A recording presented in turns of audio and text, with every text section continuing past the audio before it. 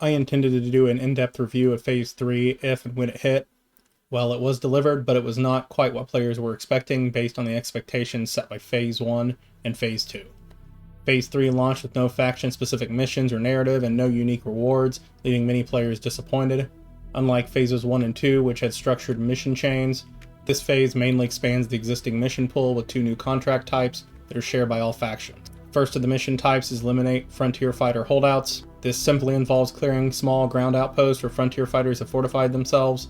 Expect 2 main variants, small caves with outposts above them, and larger cave systems beneath a very similar outpost with more enemies down in the cave. So make sure you bring FPS gear. Combat is close quarters but manageable, especially with 2 people or more. These can be pretty lucrative if you keep grinding them. The second mission type is Destroying Frontier Fighter Ships. It's effectively bounty missions. Go to a set location, eliminate a fixed number of enemies. I would advise to bring a medium or heavy fighter with full laser repeaters, for example attritions, for sustained combat. However, from my experience during this event's release, missions are buggy, often spawning far from landmarks similar to Pyro bounties. It shares a lot in common with those. Holdout missions are more reliable. I would stick to those if you're wanting to maximize your earnings. I find it strange they made frontier fighters seemingly have to fight themselves in this conclusion by sharing the missions. Some sort of choice, possibly different routes for those involved, would have been interesting. Maybe give the option for these players to fight their own, but also give a second option for frontier fighters to alternatively go to their holdouts and defend them against players with a PvP version of Call to Arms, basically. A little more variety here could have went a long way.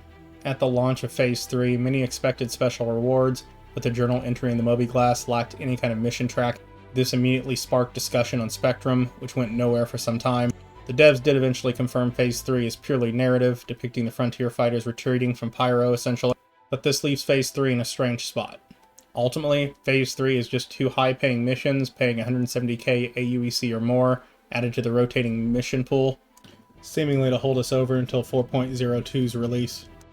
Right alongside the Supply or Die event, which I made a pre-release guide for, link in the description. And I'll likely make a full, more complete guide once it hits live. Keep an eye on my channel for that when it does release. If you found this breakdown and information helpful, hit that like button, subscribe for more Star Citizen content, and turn on notifications so you never miss an update. Thanks for watching, fly safe, and I'll see you in the verse.